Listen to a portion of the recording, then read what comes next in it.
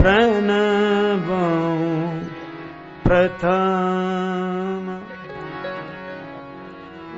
भरत के चरना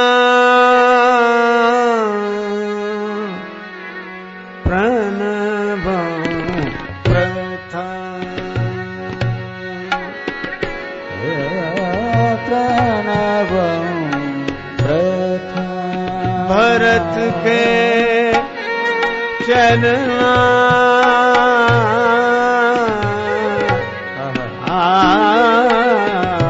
प्रणवं प्रथम भरत के चरना प्रणवं प्रथम जासु नेम व्रत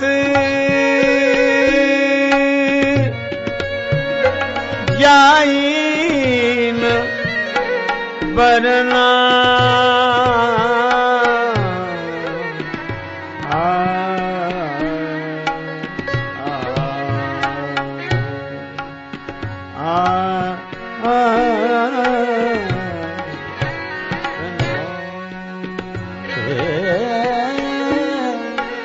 जासुनैन व्रत जाहिना बरना बरना प्रणवं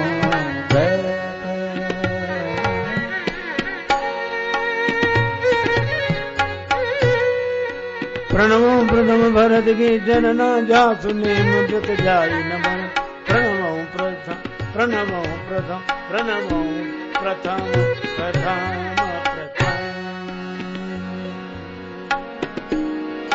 प्रणवं प्रथम भरत के चरना प्रणवं प्रणवं पवन कुमार खलवन पावक ज्ञान घन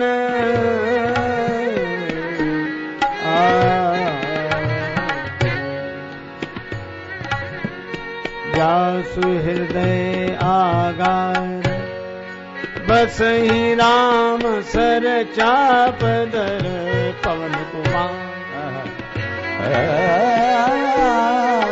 प्रणवं पवन कुमार खलवन पावक ज्ञान घन जासु हृदय आगार बसहि राम सर चाप धर प्रणवं पवन कुमार प्रणवं पवन कुमार खलवन पावक ज्ञान घन जासु हृदय आगार बसहि राम सर चाप दर पवन कुमार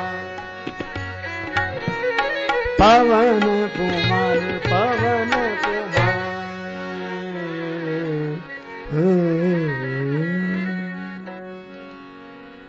श्री तुलसीदास जी महाराज कहते हैं, मैं श्री भरत जी के चरणों की वंदना करता हूं, जिनके नियम और व्रत का वर्णन नहीं किया जा सकता, और श्री हनुमान जी के चरणों में प्रणाम करता हूं, जो खलों के वन के लिए अग्नि के समान हैं, ज्ञान के स्वरूप हैं, जिनके हृदय में भगवान श्री राम धनुष बाण धारण करके आराम से विराजमान रहते हैं।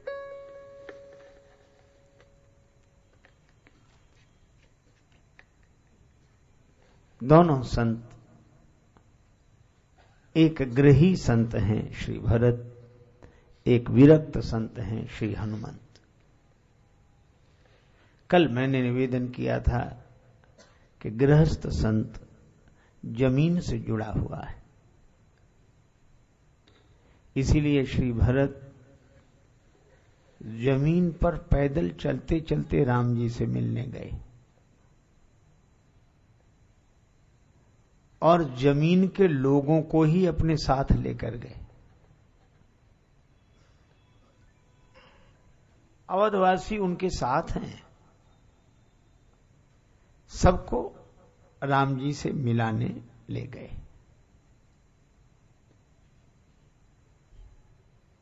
और श्री राम जी से मिलने के बाद श्री भरत जानकी माता के चरणों में प्रणाम करते हैं। श्री तुलसीदास जी कहते हैं, सीता चरण भरत सिरुनावा। अद्भुत प्रणाम है। न ऐसे चरण मिलेंगे न ऐसा सिर। श्री जानकी माता जैसे चरण नहीं मिलेंगे और श्री भरत ऐसा सिर नहीं मिलेगा। श्री भरत ऐसा भाल नहीं और श्री जानकी जी जैसे चरण नहीं। श्री जानकी माता के चरण वे चरण हैं जिन्होंने लंकापति रावण के वैभव को ठुकरा दिया। तृणधरी ओट कहत वैदेही, राक्षसराज तेरा वैभव मेरे लिए तृण के समान तुच्छ है। सुमिरत राम ही तजहि जन तृण सम विषय विलास। रावण के वैभव को तृण के समान तुच्छ जानकर ठुकरा दिया श्री जानकी जी के चरणों ने। और श्री भरत जी का सिर वह सिर है जिसने अयोध्या के राज्य मुकुट को ठुकरा दिया। हमें राज्य नहीं चाहिए और साधारण राज्य नहीं है। अवध राज सुर राज सिहाही, दशरथ धन लखि धनद लजाही। ऐसे श्री भरत। अच्छा, एक और अद्भुत बात, दोनों ने त्याग किया पर त्याग का अभिमान दोनों में नहीं। श्री भरत जी ने त्याग तो दिया पर त्याग का अभिमान नहीं है।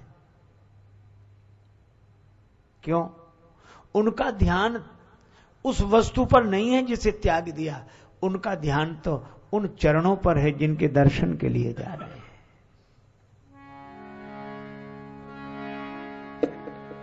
जिन चरणन की चरण पादुका भरत रहे निवलाई।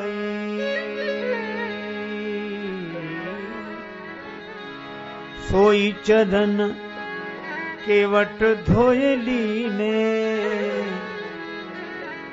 तब हरि नाव चलाए। भज मन भज मन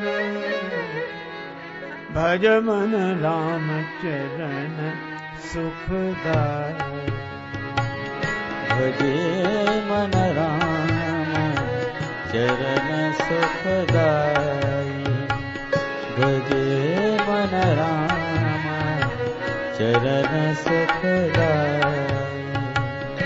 राम चरण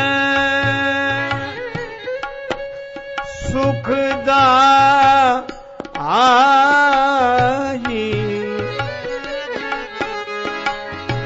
राम चरण सुखदाई। भज मन राम चरण सुखदाई। भज मन राम चरण सुखदाई। भजे मन राम चरण सुखदाई। भजे मन राम चरण सुखदाई।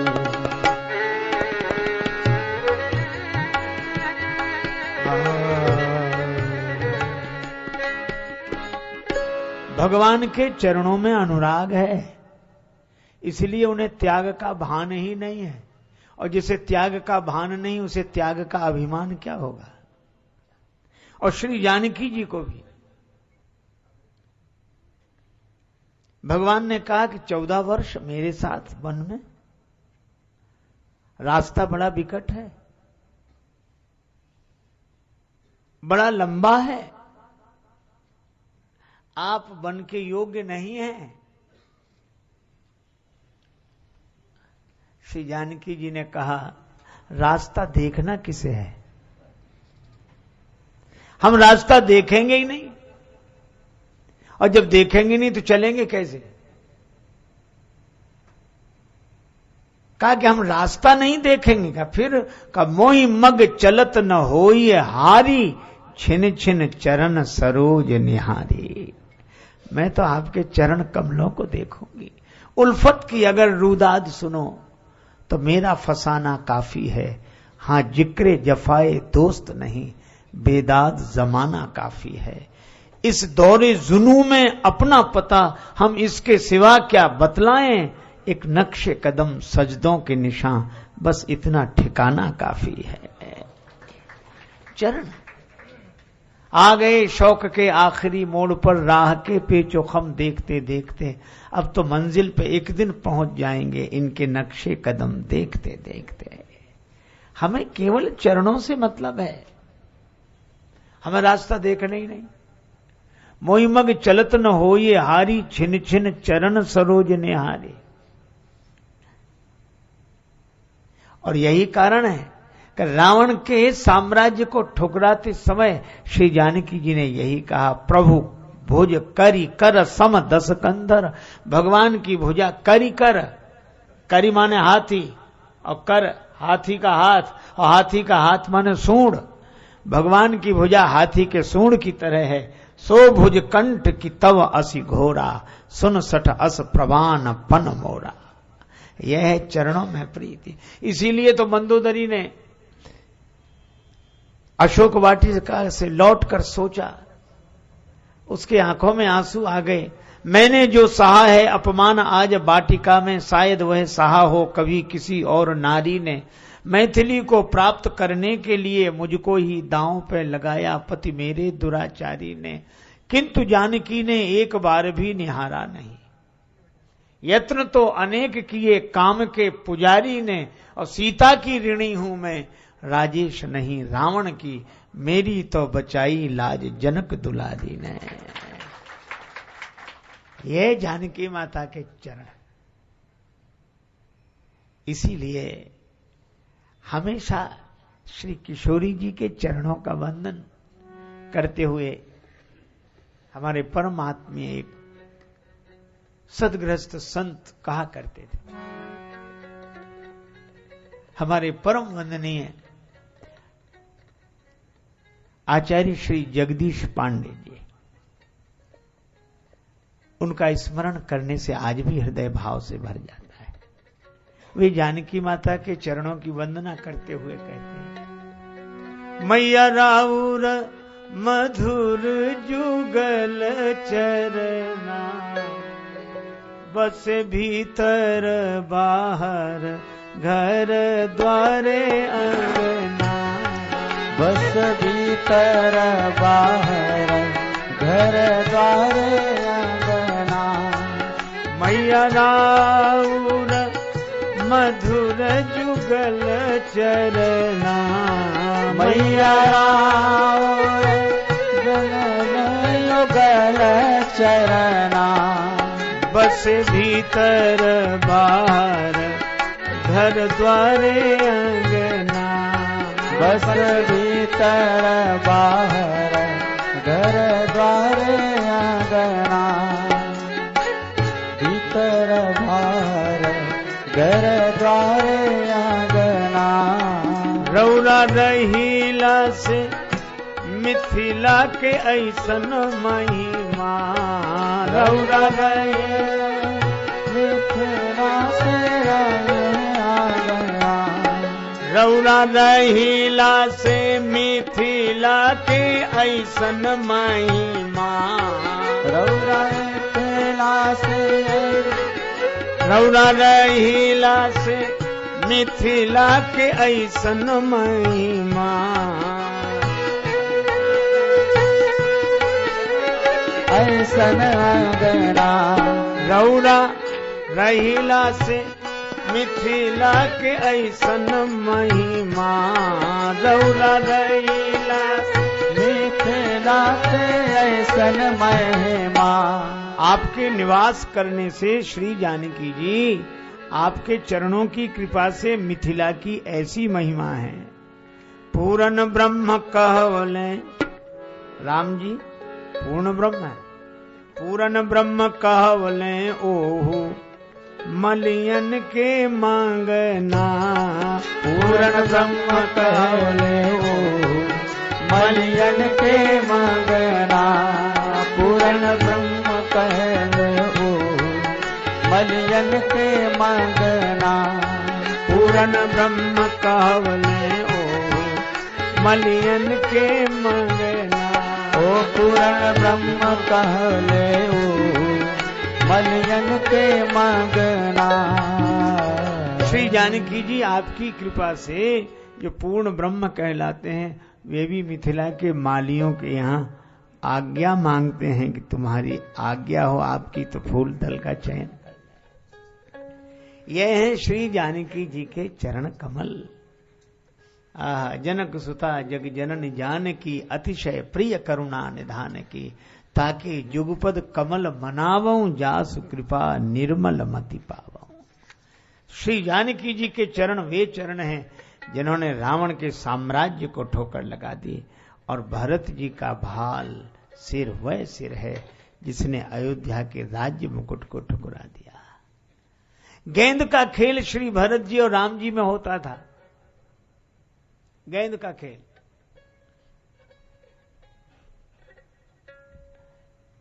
राम जी, भरत जी, लक्ष्मण जी, शत्रुघ्न जी और सखाओं के साथ बाहर खेलने गए।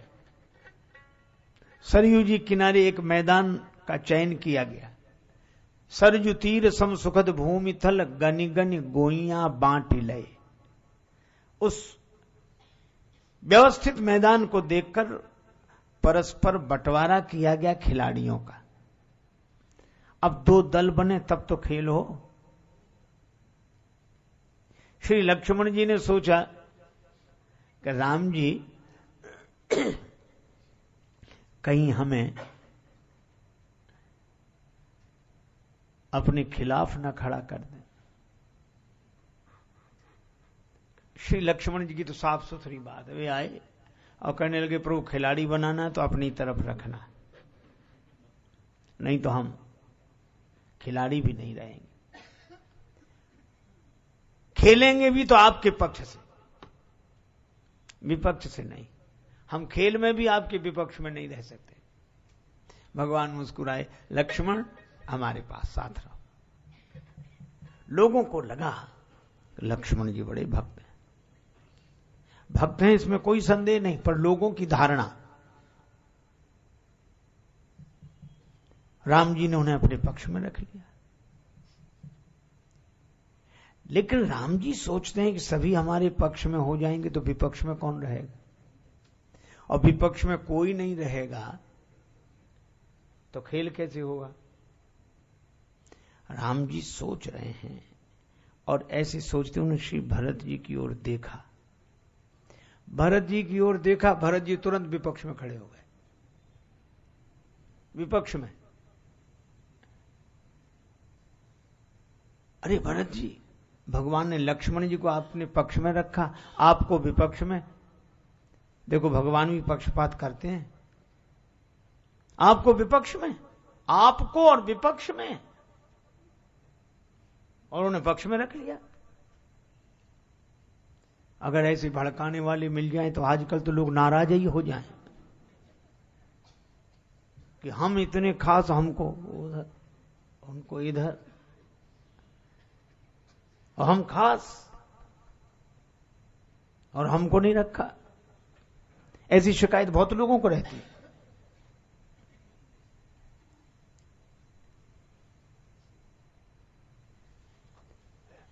एक महात्मा कहते थे कि हमारे आश्रम में तो ऐसे लोग हैं जिन्हें बुखार आ जाए तो बुखार से ज्यादा पीड़ा उन्हें इस बात की होती है कि हमें कोई देखने तक नहीं आया। कोई देखने आ जाए तो थोड़ी शांति मिल जाती। और भरत जी को तो विपक्ष में,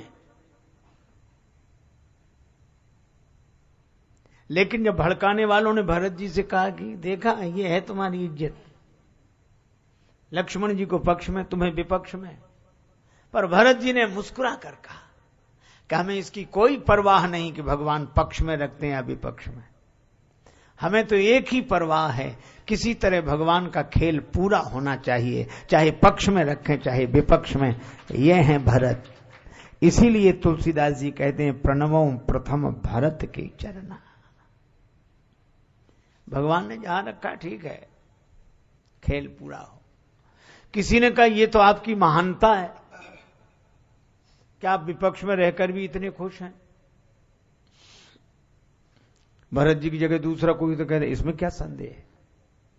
लेकिन धन्य है श्री भरत। भरत जी कहते हैं कि नहीं, सच्ची बात तो यह है कि हम विपक्ष में हैं तो जो हमें सुख मिल रहा है वो पक्ष वालों को नहीं मिल रहा है। कहा कैसे?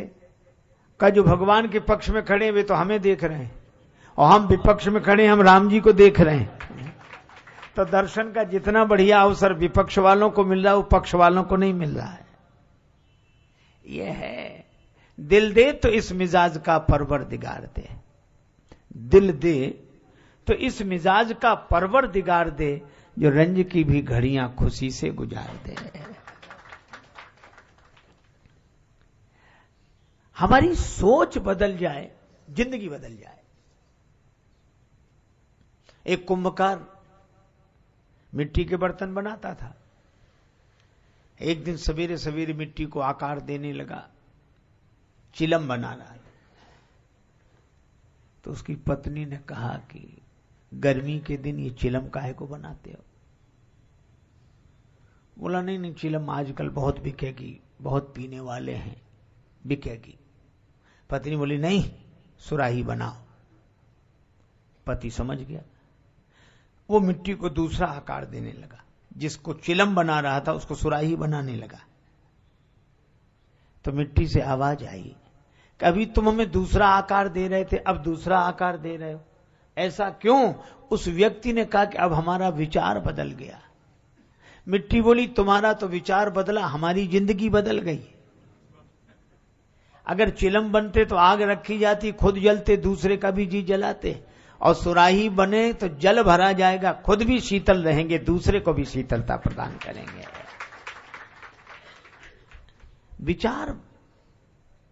विचार बदल सके। और इसीलिए ये सही है कि भरत जी को विपक्ष में रखा गया, लेकिन भरत जी विपक्ष में भी आनंद में है। खेल हुआ गेंद का शुरू। श्री तुलसीदास जी पद लिखते हैं गीतावली में, राम लखन एक राम लखन एक और रामा हो राम लखन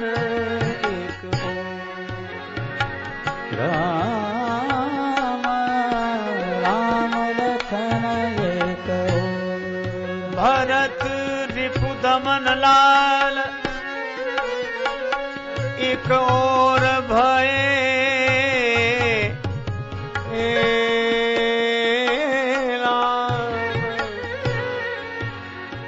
राम लखन एक और लखन एक और लखन एक तरफ राम जी लक्ष्मण जी, एक तरफ भरत जी शत्रुघ्न जी। गेंद का खेल शुरू हुआ। भगवान राम ने गेंद पर ठोकर लगाई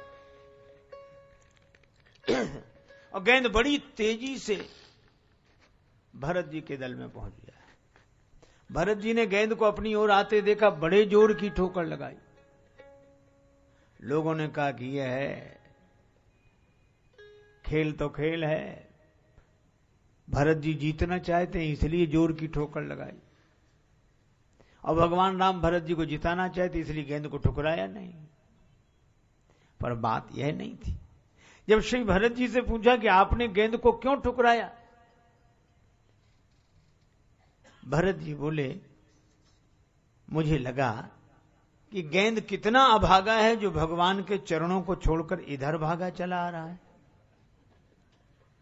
जो भगवान के चरणों को छोड़कर भागे उस पर तो ऐसी ठोकर लगानी चाहिए ताकि भविष्य में भगवान के चरणों को छोड़ ना भूल जाए।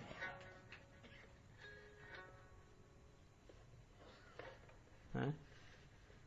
और हम लोग क्या करते हैं मालूम? प्रशंसा भी करेंगे तो किसी की कैसे करेंगे? वो हमें बहुत मानते, बहुत।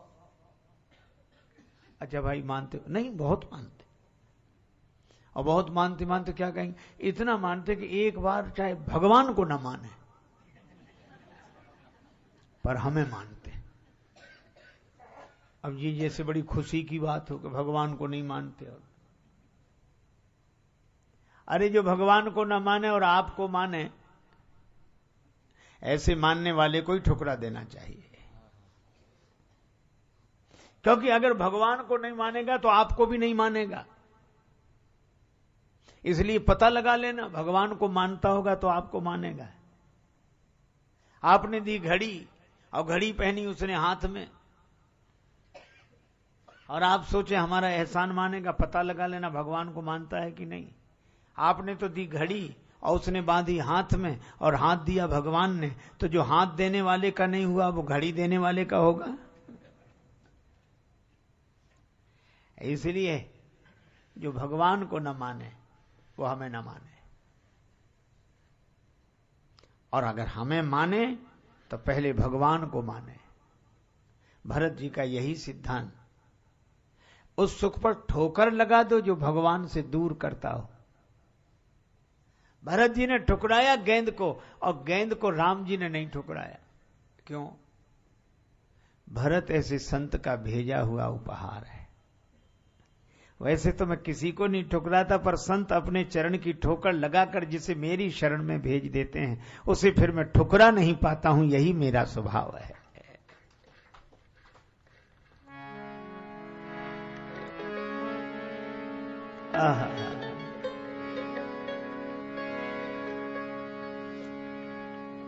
गजराज का पांव मगर ने पकड़ लिया। हे गोविंद राखो शरण, अब तो जीवन हारे। हे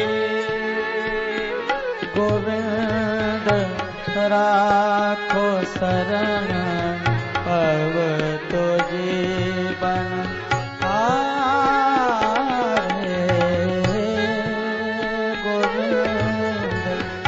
राखो शरण, अब तो जीवन हारे। हे गोविंद राखो शरण, अब तो जीवन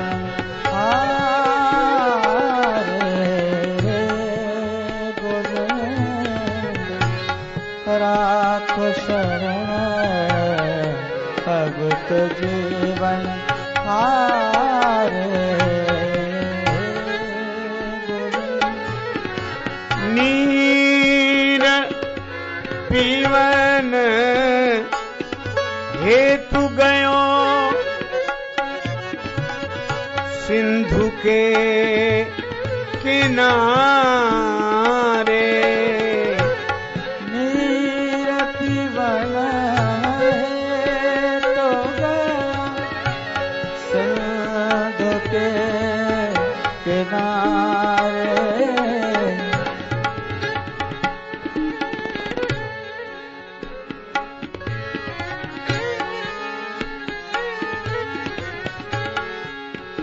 सिंधु बीच बसत ग्राह चरण धज पछारे।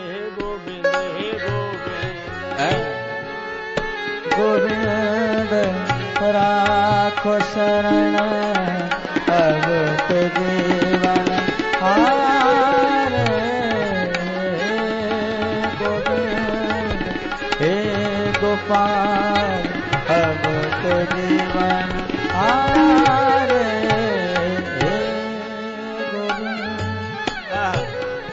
भगवान को पुकारा और प्रभु स्वीकार करते हैं सदा जब दिल से होती है। मगर मुश्किल तो ये है, बात ये मुश्किल से होती है। भगवान को पुकारा, कोई सहारा नहीं, कोई आसरा नहीं, मगर ने पांव पकड़ लिया। अच्छा, ये कथा बड़ी प्रसिद्ध है। जब पांव पकड़ता मगर ही पकड़ता है। मगर हम लोगों का पांव आज तक मगर ही पकड़े। किसी से कहो कथा में चलो, सत्संग में चलो, बड़ी अच्छी कथा हो रही, सत्संग हो रहा है, कहते पहुंच तो जाते मगर पता है मगर हम तो आपसे पहले पहुंच जाते मगर। ये मगर पांव पकड़े हैं कि नहीं? और इस मगर से मुक्त भगवान ही कर सकते हैं और कोई नहीं कर सकता। इसलिए भगवान को पुकार, मगर ही पकड़े। किसी से कहो कथा में चलो, सत्संग में चलो, बड़ी अच्छी कथा हो रही, सत्संग हो रहा है, कहते पहुंच तो जाते मगर पता है मगर हम तो आपसे पहले पहुंच जाते मगर। ये मगर पांव पकड़े हैं कि नहीं? और इस मगर से मुक्त भगवान ही कर सकते हैं और कोई नहीं कर सकता। इसलिए भगवान को पुकार, मगर मारी गजराज उबारो, मगर मारी गजराज उबारो, मगर मारे गजराज उबारो, लीला अपरम पार पार, ब्रज बनवारी बनवारी ब्रज बनवारी, बनवारी ब्रज बनवारी, बनवारी ब्रज बनवारी, बनवारी ब्रज। कान्हा मोहे निस दिन ब्रज में झेड़े, कान्हा मोहे निस दिन ब्रज में झेड़े, ब्रज बनवारी ब्रज बनवारी, बनवारी ब्रज बनवारी, बनवारी ब्रज बनवारी, बनवारी बनवारी।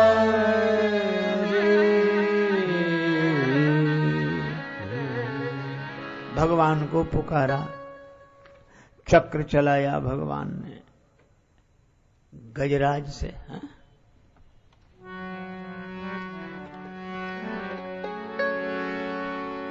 ग्राह पे चक्र चलाया, गज तुमने श्याम बचाया। ग्राह पे चक्र चलाया, गज तुमने श्याम बचाया। अति दीन सुदामा अपनाया, अब मुझको भी अपना ले। मेरे श्याम मुरलिया वाले, घन श्याम मुरलिया वाले, मेरे श्याम मुरलिया वाले, घन श्याम मुरलिया वाले, मेरे श्याम मुरलिया वाले, घन श्याम मुरलिया वाले, मेरे श्याम मुरलिया वाले, घन श्याम मुरलिया वाले, श्याम मुरलिया वाले, श्याम मुरलिया वाले, घन श्याम मुरलिया वाले, मेरे श्याम मुरलिया वाले, घन श्याम मुरलिया वाले। जय हो मेरे श्याम मुरलिया वाले, घन श्याम मुरलिया वाले, मेरे श्याम मुरलिया वाले, घन श्याम मुरलिया वाले। दक्षिण करस्थ चक्र की कठोर ठोकर से जलसूर ग्राह की समस्त शक्ति सो गई। बाम कर कंज से संभाला है करीश पग, देखते ही शंभु विधि की मति खो गई। पीतपट से पहुंचते अंगोचते बिंदु माथे के, शोभा यह और अनुराग बीज बो गई। और मानो ब्रजराज कहते हों कि प्यारे गजराज, क्षमा करो टेर सुनने में देर हो गई। लेकिन गजराज ने देखा भगवान के स्वरूप जैसा ही स्वरूपवान चतुर्भुजी व्यक्ति हाथ जोड़कर स्तुति कर रहा है। गजराज ने पूछा, प्रभु ये कौन है? भगवान बोले ये वही है मगर ग्राह। गजराज ने कहा सो तो ठीक, मेरा उद्धार बाद में मगर इसका पहले। ये मगर का मगर, मैं तो भक्त हृदय से भगवान का रूप मिल गया, समझ में ना आता नाथ न्याय क्या किया है। आज गज को उबारा या ग्राह को उबारा है। भगवान ने कहा कि गजराज मैं मजबूर हूं, मैं अपने पुकारने वाले का उद्धार बाद में करता हूं, लेकिन कोई मुझे पुकारने वाले का चरण पकड़ लेता है तो उसका उद्धार मुझे पहले करना पड़ता है। इसलिए आज भगवान राम भी कह रहे हैं कि भरत ऐसे संत की भेजी हुई चीज को उपहार समझ के स्वीकार करता हूं। और अद्भुत बात, जो हार गया वो प्रसन्न है, जो जीत गया वो सिर झुकाए बैठा है। किसी ने भरत जी से कहा कि आप जीत गए, आप जीत गए हैं इस खेल में, पर भरत जी कहते हैं नहीं, ये सही नहीं है, मैं जीता नहीं हूं, जिताया गया हूं। किसने जिताया? मैं प्रभु कृपा रीत जिए जो ही, हारे हूं खेल जिता वही मोही। भगवान ने मुझे जिता दिया है, इसलिए सिर झुकाएं श्री भरत। और राम जी पुरस्कार बांट रहे हैं। प्रभु बक्सत गज धाम धरनि धन, हाथी भवन धरित्री धाम धन, ले जाओ ले जाओ ले जाओ। किस खुशी में बांट रहे हैं? जीत की खुशी में। कौन जीत गया है? श्री भरत। किससे? मुझसे। यह है श्री राम भरत का खेल, और यही खेल बड़े तक चला। राम भरत में आज छिड़ गई भैरव एक लड़ाई, राम भरत में आज छिड़ गई भैरव एक लड़ाई, और 14 वर्ष लड़ेंगे दोनों, चलो देखने भाई। एक और श्री राम और एक भरतशील व्रतधारी, अवध राज्य को गेंद बना दोनों ने ठोकर मारी। जय जय जय जय। अयोध्या का राज्य गेंद बना है। श्री राम जी क्या कहते हैं? भरत प्राण प्रिय पावै राजू, भरत प्राण प्रिय पावै पावई पावई राजू, प्राण प्रिय पावई राजू, भरत प्राण प्रिय पावै राजू, भरत प्राण प्रिय पावई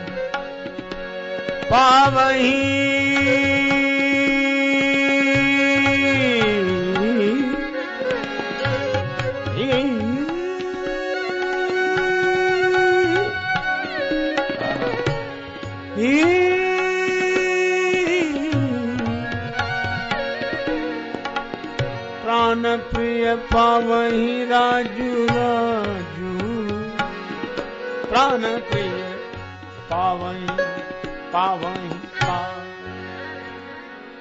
प्राण प्रिय भरत को राज्य मिले।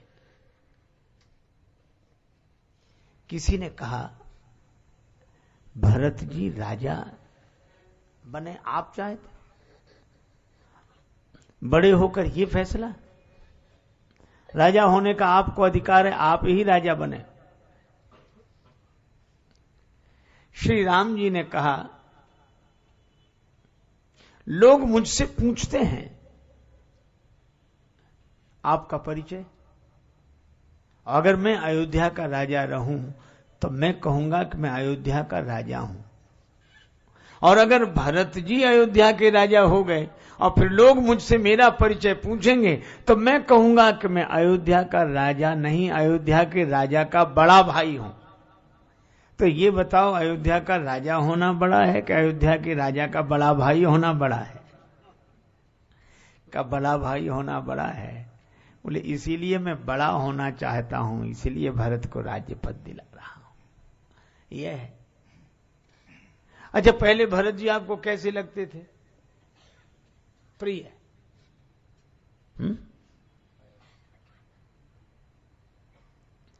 देखो, प्रिय लगना अलग बात है और औपचारिकता निभाना अलग बात है। आपने सुना होगा, दो साधु, रेलगाड़ी खड़ी स्टेशन पे, खाली खड़ी, बैठिए बैठिए, भगवान आप पहले। ओ आप पहले। वो कहे नहीं, आपके सामने मैं कैसे पहले बैठ सकता? नहीं नहीं, तो आपके सामने मैं कैसे? दोनों आपस में पहले आप पहले। तब तक रेलगाड़ी चल दी और रेलगाड़ी चली गई तो आप तो भूल गए, इसने रेलगाड़ी छोड़वा दी और तूने रेलगाड़ी छोड़ाई, झगड़ा शुरू।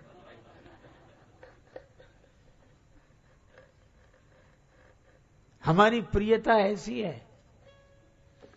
अरे बहुत प्रिय, और हमें मिलने वाली चीज उसे मिल जाए, फिर देखो। भगवान कहते हैं कि भरत जी को राज्य नहीं मिला था तब तक वो हमें प्रिय थे, और राज्य मिल गया तो प्राण प्रिय हो गए। भरत प्राण प्रिय पावहि राजो। आप विचार करो, अगर आज के जमाने में ऐसी घटना घट जाए, अपने को मिलने वाली चीज दूसरे को मिल जाए, कितना ही सगा हो, वो प्राण प्रिय लगेगा कि उसके प्राण ही प्रिय लगेंगे?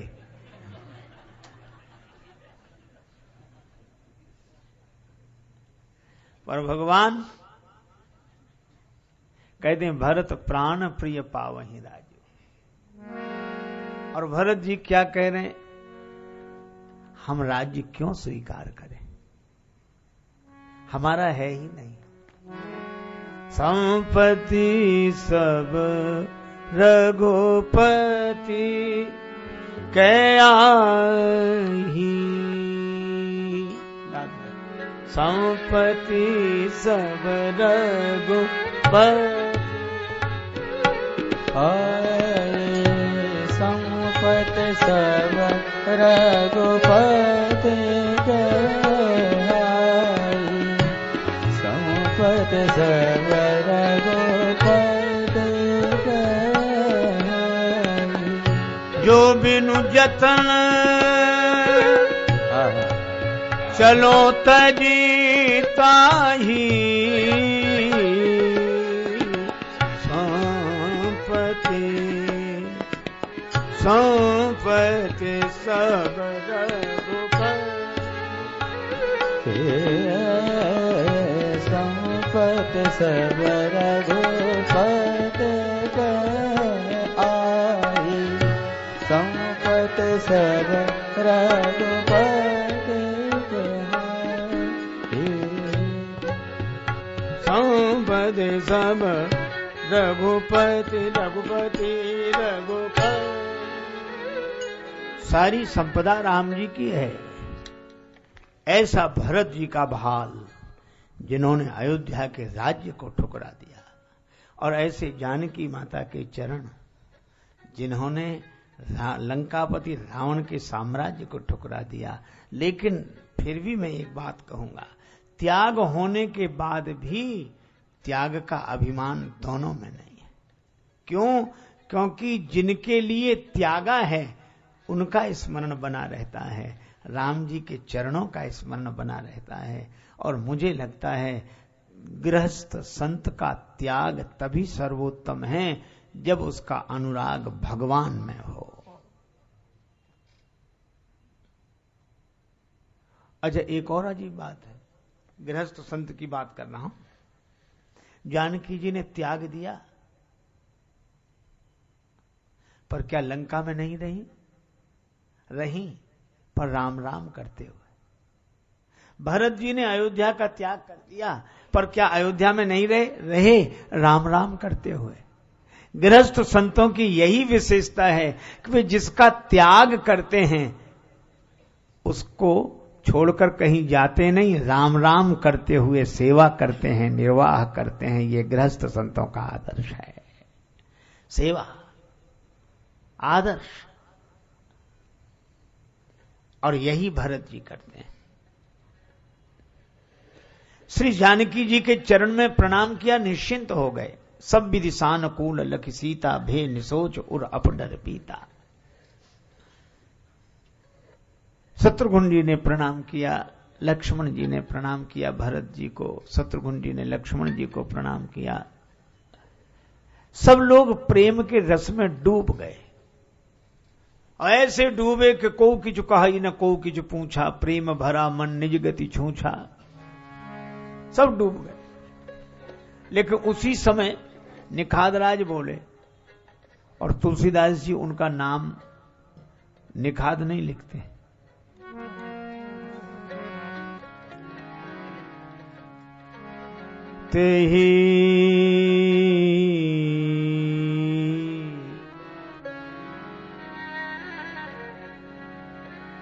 तेहि अवसर केवट,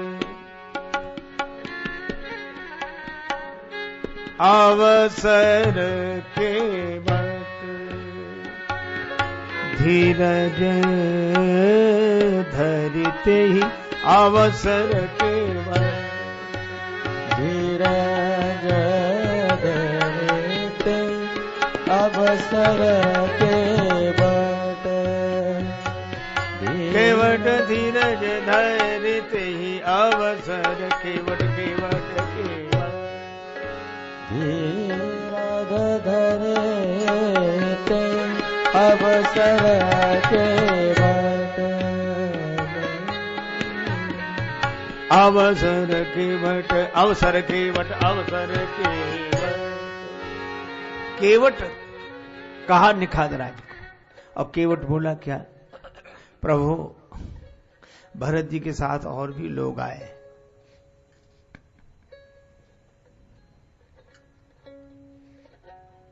सब लोग प्रेम में डूब रहे थे। किसी ने निखादराज से कहा कि जब सब डूब रहे थे तुम बोले क्यों, चुप रहे थे थोड़ी देर। निखादराज बोले, मुझे केवट कहा गया, मैं इसीलिए तो बोला। अरे जब सब डूब ही रहे हो तब भी केवट नहीं बोलेगा तो फिर कब बोलेगा। केवट डूबने वालों को बचाता है। अच्छा, अब आप विचार करना जरा, केवट है कौन। श्री तुलसीदास जी कहते हैं, केवट बुध विद्या बड़ी नावा। केवट बुध है, विचारवान है, विवेकी है। इसका अर्थ क्या, इसका अर्थ यह है कि गृही संत को, गृहस्थ संतों को भाव में डूबना तो चाहिए, लेकिन उनके साथ विवेक रूपी केवट होना चाहिए, जो विद्या की नाव में बिठाकर उनके लोक व्यवहार को चलाता रहे। आप देखते हैं, मैंने एक दिन कहा था कि आटे से पेट नहीं भरता, रोटी से भरता है। और आटे की रोटी बनानी हो तो सूखे आटे में पानी डालना होगा कि नहीं। पर पानी इतना न डाल दो कि घोल बन जाए, रोटी बने ही नहीं। और इतना कम भी न डालो को सूखा ही आटा रहे। इसी तरह गृहस्थ संत का यह दायित्व है कि वह अपने विवेक रूपी आटे में भक्ति का पानी डाले, पर उतना ही डाले ताकि घोल ना बन जाए, हम कोरे भावुक ही न रह जाएं, जिंदगी भी बने। और जिंदगी कब बनती है कि जब रोटी बन सके, रोटी से जिंदगी चलती है।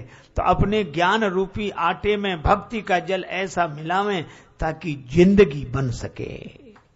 इसलिए बुध चाहिए, विद्या की नाव चाहिए। गृहस्थों का दायित्व तो बड़ा कठिन है महाराज, बड़ा कठिन। एक दृष्टि से देखा जाए तो मुझे ऐसा लगता है कि जैसे बड़े बड़े शहरों में दो सड़कें होती हैं, एक बाईपास रोड और एक शहर के बीच से रोड रहते हैं।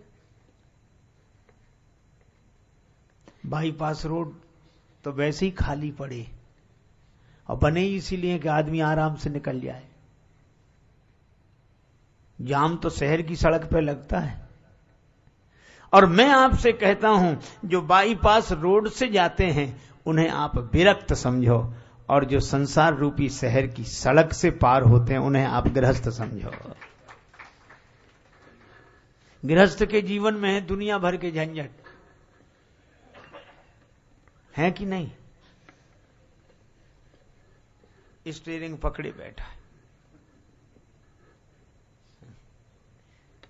हम लोग कहीं ना कहीं जाते हैं, रोज अनुभव करते हैं, आज भी करते हैं। देखा, अब पीछे वाला हॉर्न देता है। मोटरसाइकिल वाले तो ऐसा कमाल करते हैं, उसी बीच में वो लगता है कि ये तो टकराए टकराए, पर वो भगवान जाने कैसे, भगवान ही जानते होंगे कैसे बचते हैं। और कहीं कहीं मोटरसाइकिल वाले अलग हॉर्न दे रहे हैं, स्कूटर वाले अलग, साए, और पैदल चलने वाले बीच में खड़ा कर दिया। लेकिन वो क्या करता है, शीशा चढ़ाए सबकी सुनता रहता है। अब आगे कोई बढ़े तब तो वो बढ़े, लेकिन जितना मौका मिलता है उतनी देर में गाड़ी स्टार्ट करके फिर वहां रुक गया, फिर बढ़ गया। तमाम झंझटों को पार करते हुए वो शहर पार करता है। लेकिन जो बाईपास रोड गया है, शहर की सड़क पार करने वाले को भी वही रोड मिल जाता है। मैं भी आपसे कहता हूं कि जो संसार रूपी शहर के बाहर बाहर से निकले वो विरक्त संत हैं, और जो शहर के संसार के बीच से निकले वो गृहस्थ संत हैं। और इसलिए मैं अपने विरक्तों से कहता हूं कि तुमने कौन सी बहादुरी कर ली, सब छोड़ छाड़ के एक तरफ से निकल गए। कोई बहादुरी नहीं है इसमें। बहादुरी तो उन गृहस्थों की है जिन तमाम झंझटों के बीच में आगे बढ़ते हुए निकलते हैं। इसीलिए हमारे यहां कहा गया, धन्यो गृहस्थ आश्रम, गृहस्थ आश्रम धन्य है। और विरक्त तब धन्य है जब सब छोड़ दिया तो अपने आप को भी समाज के प्रति समर्पित करके समाज की सेवा करे, वह विरक्त बंधनीय है। इसलिए गृहस्थ समाज के बीच से जाता है, समाज को साथ लेकर चलता है। इसलिए भरत जी सबको लेकर गए हैं, सबको लेकर। और एक अद्भुत बात है, भगवान से मिलने के बाद भी उन सबको भुलाया नहीं। केवट ने कहा कि गुरु जी भी आए हैं और लोग भी आए हैं, तो राम जी क्या करते हैं, सिय समीप राखे रिपु दमनो, श्री शत्रुघ्न जी को सीता जी के पास रखा और गुरु जी का स्वागत करने के लिए स्वयं आगे बढ़कर गए। अब पूरे समाज का स्वागत भगवान ने किया कि नहीं? और आप आश्चर्य करोगे, राम जी पहले मिले किससे? यहां कहा जा रहा है प्रणवों प्रथम भरत के चरना, और राम जी क्या करते हैं, प्रथम राम भेटी, प्रथम राम भेटी, कैकेयी प्रथम राम भेटी, कैकेयी भेटी, कैकेयी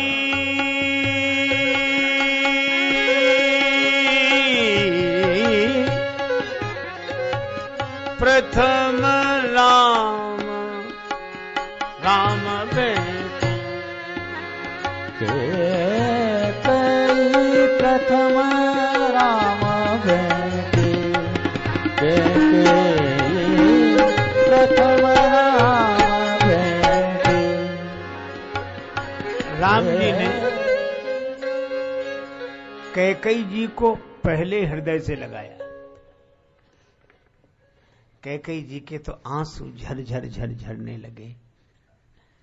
राम पहली बार पहले पहल मुझसे मिल रहे हैं। राम जी ने कहा, मां मैं जानती हो आप मैं हृदय से क्यों मिल रहा हूं? कहा क्यों? कहा मेरा हृदय आपका हृदय मिलता है। अब कैकेयी जी को लगा कि कैसी बात कर रहे हैं। राम जी कहते हैं मेरा हृदय और आपका हृदय मिलता है। कैसे?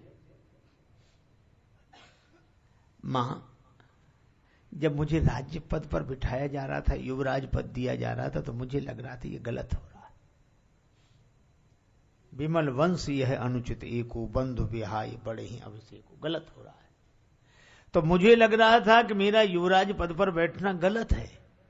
और माता कितने अद्भुत आश्चर्य की बात कि आपको भी वही लगा कि गलत है। आपको भी लगा कि राम जी का युवराज पद पर बैठना गलत है, और मुझे भी लगा कि मेरा युवराज पद पर बैठना गलत है। तो मां जो मेरे हृदय में आया वही आपके हृदय में आया, तो मेरा हृदय तो आपके हृदय से मिलता है, इसलिए पहले पहल मैं आपको ही हृदय से लगता हूं। प्रथम राम भेंटी कैकेयी। बोलो राम जी कितना ध्यान रखते हैं, और रखना चाहिए। क्यों? आपके हाथ स्वस्थ है, आप कुछ ध्यान नहीं रखते हैं,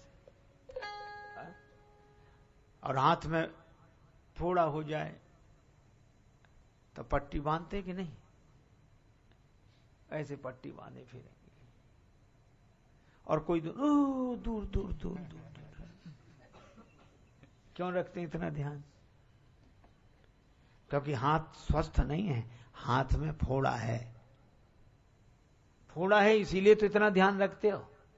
श्री तुलसीदास जी कहते हैं कि भगवान राम कैकेयी माता का ध्यान इसी तरह रखते हैं, ता कुमातु को मन जुगवत ज्यों निज तन मरम को घाव। जैसे घाव हो गया हो ऐसे ध्यान रखते हुए कैकेयी माता का। और मैं भी आपसे कहता हूं कि जो जब देखो तब नाराज, चाहे जिससे नाराज हो, ऐसे लोगों से बड़ी सावधानी से व्यवहार करूंगा। काहे को झंझट मिटे, छोड़ो। भगवान राम कहते हैं कि माता हमारा आपका हृदय एक है, और राम जी कैकेयी जी का सम्मान करते हैं। बोलो ये गृहस्थ संत के साथ बड़ी कठिनाई यह है, यहां ऐसों ऐसों का सम्मान करना पड़ता है कि किसका सुधार कैसे होगा। भगवान राम कैकेयी माता का सम्मान करते हैं। और देखो भरत जी ने अपमान किया, और जिनको वनवास दिया उन राम जी ने कैकेयी माता का सम्मान किया। यूं सुधारी सन्मान जन किए साधु सिर मोर। ऐसे सुधारा है भगवान ने। मोरी सुधारी सो सब भांति, भगवान मेरी सुधारे। सारे समाज को लेकर आए। भरत जी ने सबको राम जी से मिला दिया, और भरत जी अकेले नहीं आए, सबको लेकर आए। अच्छा देखो, विरक्त और गृहस्थ संतों की बात बता रहा हूं। राम जी आए रथ में बैठकर, सब लोग पीछे पीछे पैदल आए। राम जी ने उन लोगों से कहा कि मेरे साथ मत चलो। लोग प्रेम बस फेरना फेरे, लोग प्रेम बस फेरे, लोग प्रेम बस फेरे, फेरे, लोग प्रेम बस फेरे, फिरही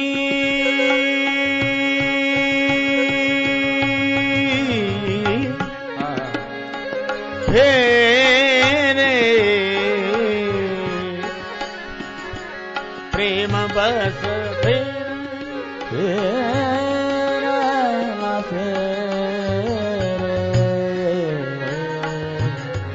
लोग प्रेम बस फेरे।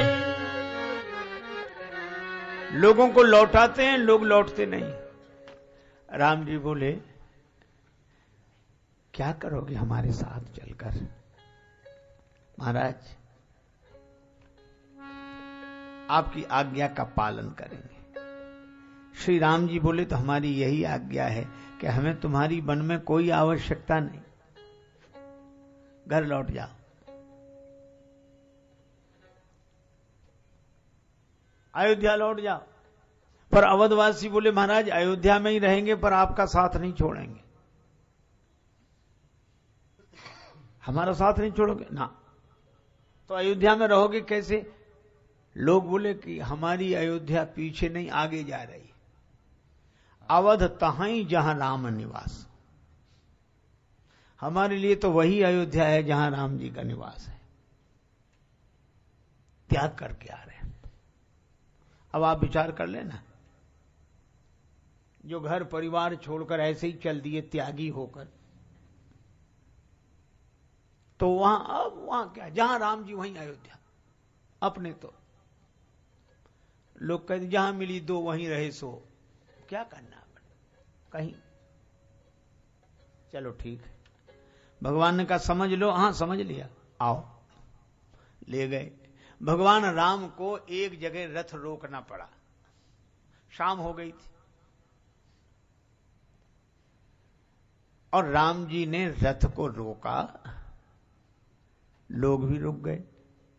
रथ के आसपास सदा जागते रहें ताकि राम जी जाने न पाए।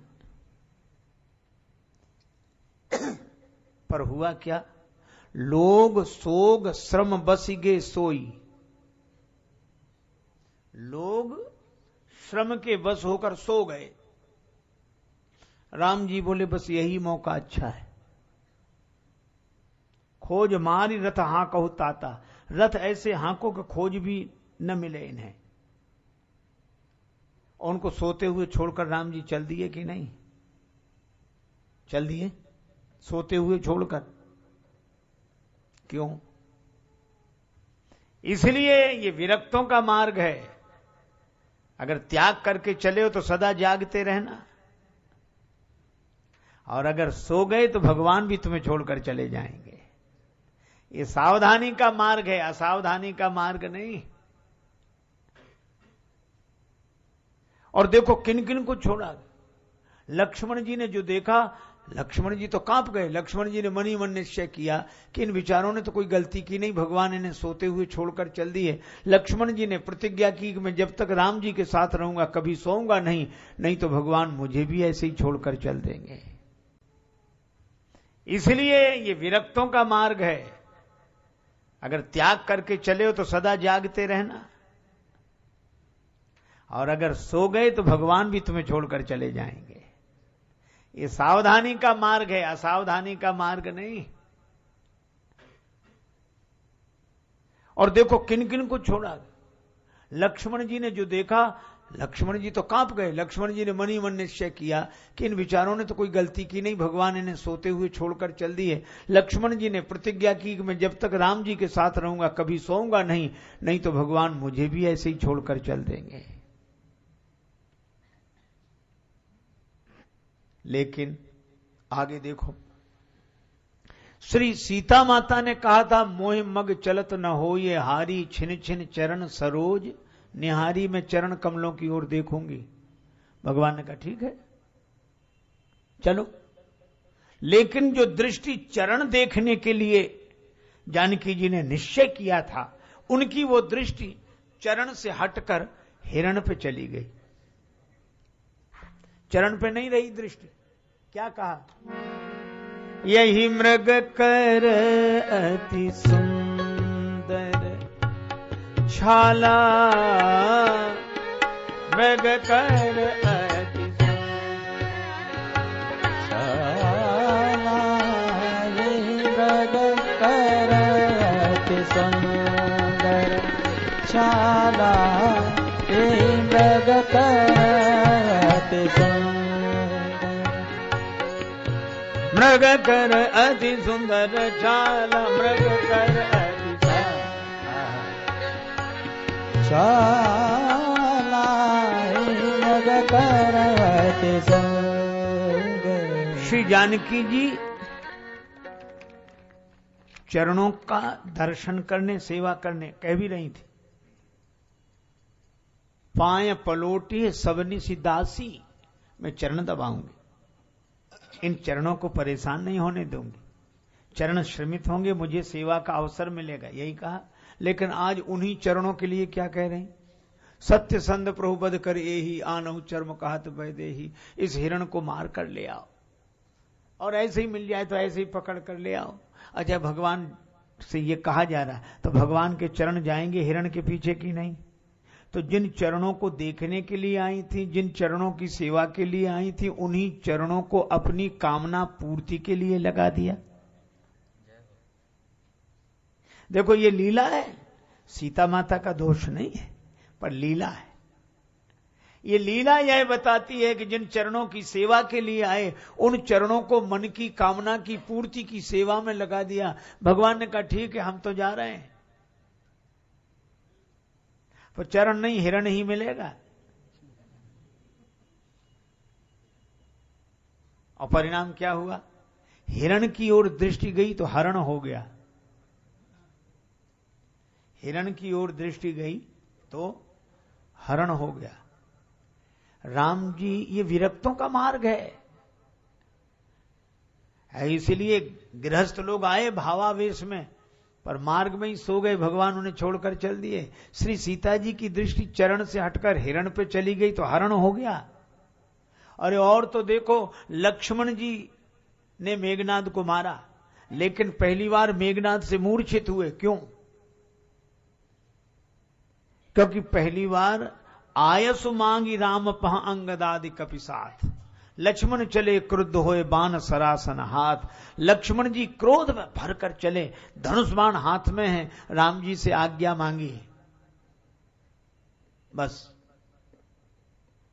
धनुष बाण हाथ में। और आप देखो, क्रोध में जा रहे हैं और मेघनाद को मारने, और मेघनाद काम है, क्रोध से काम को मिटा रहे हो। कांटे से कांटा निकलने का न्याय सब जगह नहीं है। ये तो सही है कि कांटे से कांटा निकल आता है, लेकिन ये सही नहीं है। श्री तुलसीदास जी कहते हैं, छूटई मल की मलही के धोए, गंदगी से गंदगी साफ नहीं होती।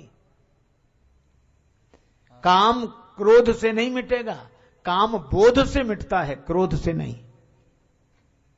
और लक्ष्मण चले क्रोध होए, लक्ष्मण जी क्रोध में भरकर जा रहे हैं, क्रोध में। भगवान ने कहा जा रहे हो, जाओ, क्रोध में जाओ। और गए, और लक्ष्मण जी मूर्छित हो गए। भगवान ने कितना उपचार कराया, वैद्य को बुलाया, सदगुरु वैद्य, और संजीवनी बूटी रघुपति भगत सजीवनी मूरी, उपचार कराया। इसका अर्थ क्या हुआ? इसका अर्थ यह है कि भगवान बता रहे हैं कि ये विरक्तों का मार्ग है, इसमें थोड़ी भी चूक हुई। साधु होना कठिन है, चढ़ना पेड़ खजूर, और चढ़े तो चाखे प्रेम रस, गिरे तो चकना चूर। विरक्तों का मार्ग सावधानी का मार्ग है। सोने वालों को भगवान छोड़कर चल देते हैं।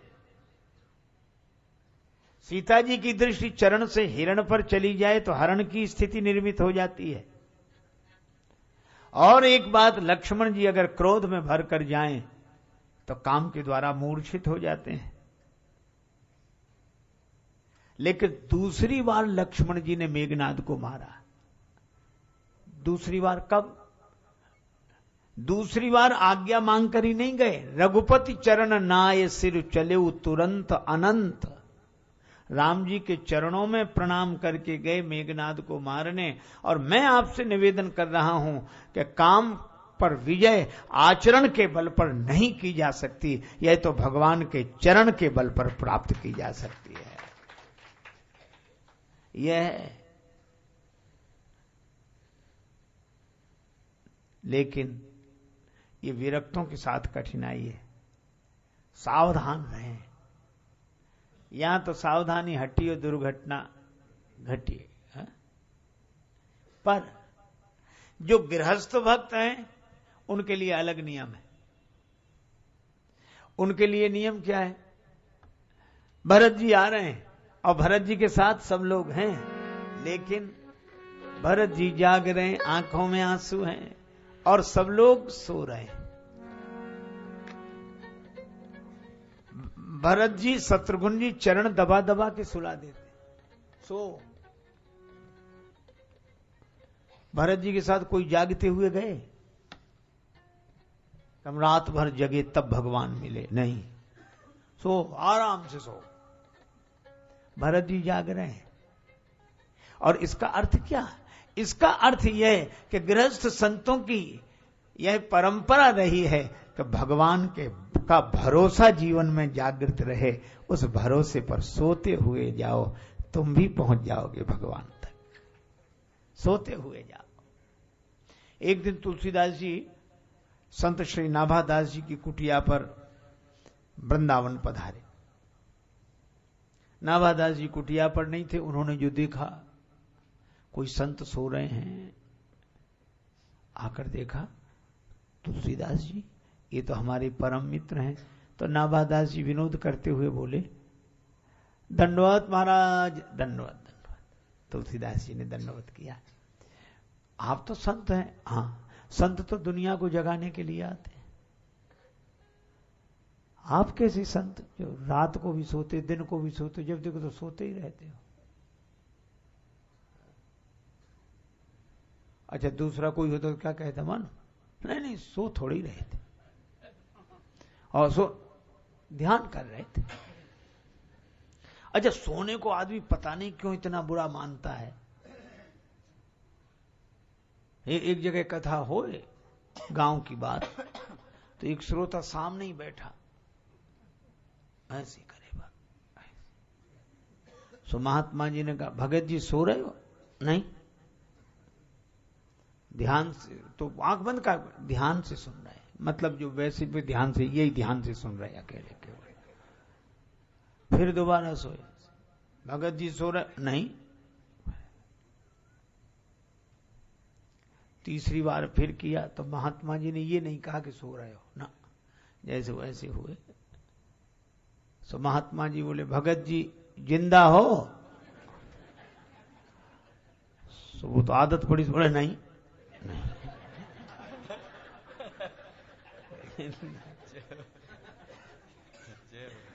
अरे क्या कठिनाई है, प्राकृतिक एक है।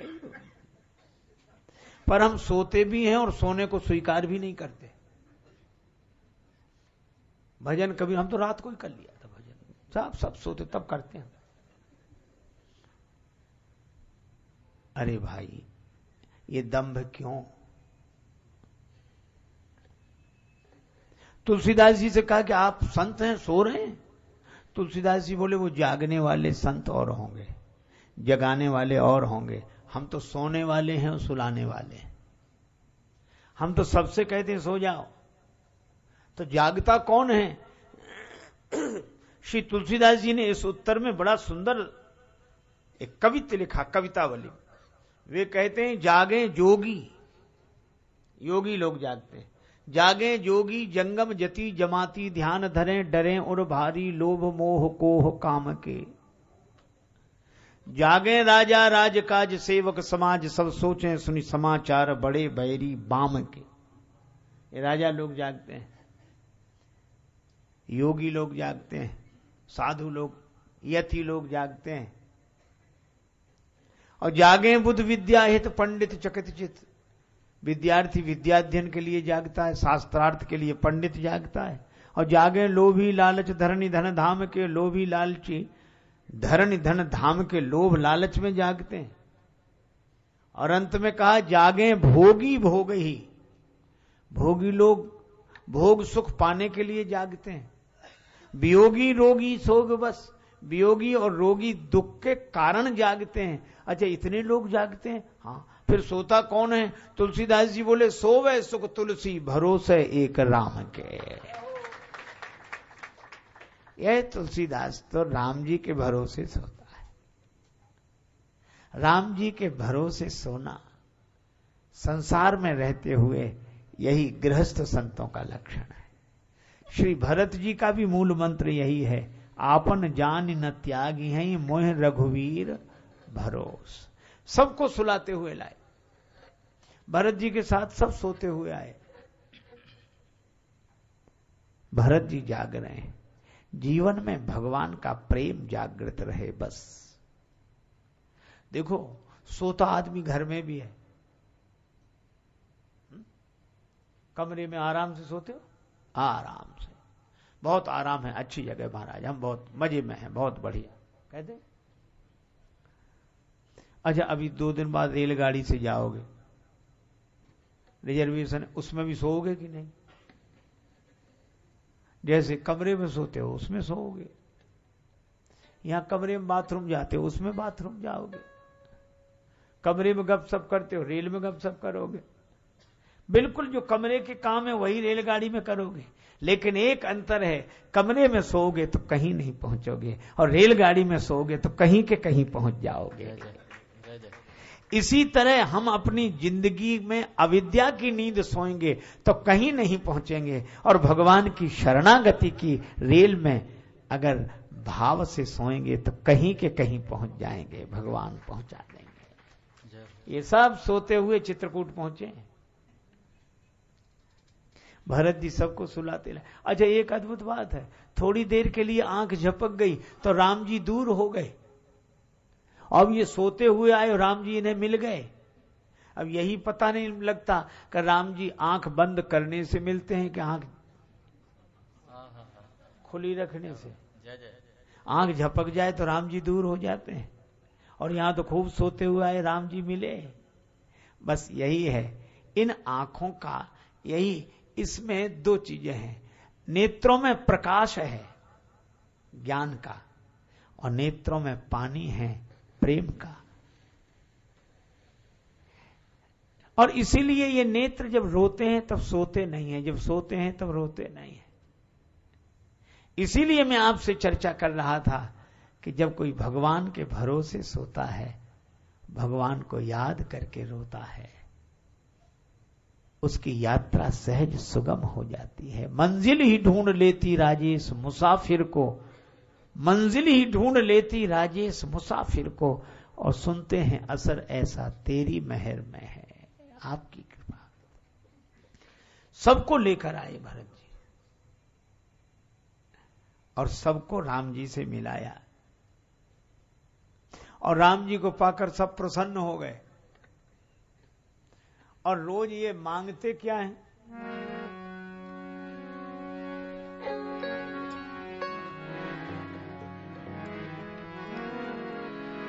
आना करिमज्जन करिमज्जन पूजन नर नारी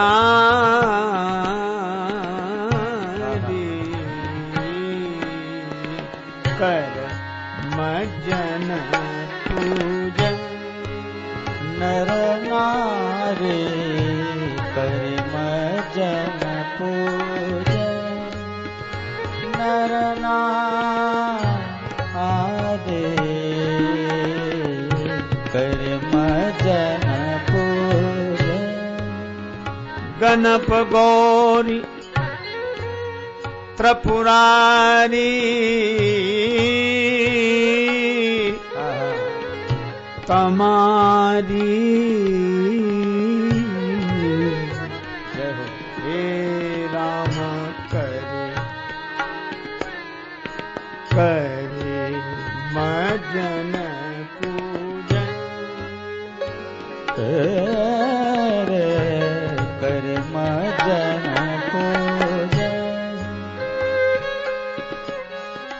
रमा रमन पद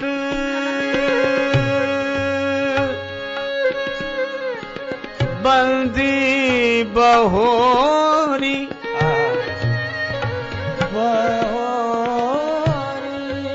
पिनवई अंजुली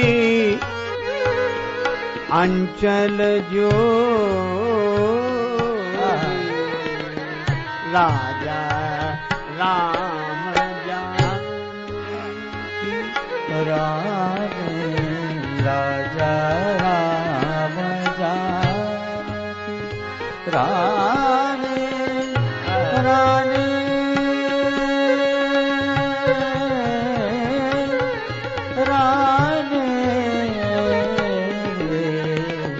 राजा राम जानकी। राजा राम राम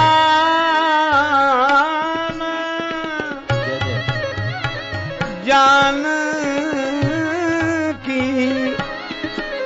रानी आनंद अवध अवध राजधानी आनंद अवध अवध राजधानी हो राजा रानी राजा राम जानकी। रानी राजा राम जानकी। रानी राजा राम जानकी। सब लोग चाहते हैं हे प्रभु हर जन्म में मिले वास सरजू तीर का, हम सब अवध की हों प्रजा और राज्य हो रघुवीर का। मंदाकिनी जी से प्रार्थना करती हैं, कामदगिरी से प्रार्थना करती हैं। पुरुष अंजुलि भरकर, महिलाएं आंचल भरकर प्रार्थना करती हैं। लेकिन सब सोते हैं। राम जी को पाकर आराम से सोना। काहू के बल भजन है काहू के आचार, अभ्यास भरोसे कुंवर के सोवत पांव पसार। कुंवरी के श्री राधा रानी के भरोसे निश्चिंत हैं, भगवान के भरोसे निश्चिंत हैं।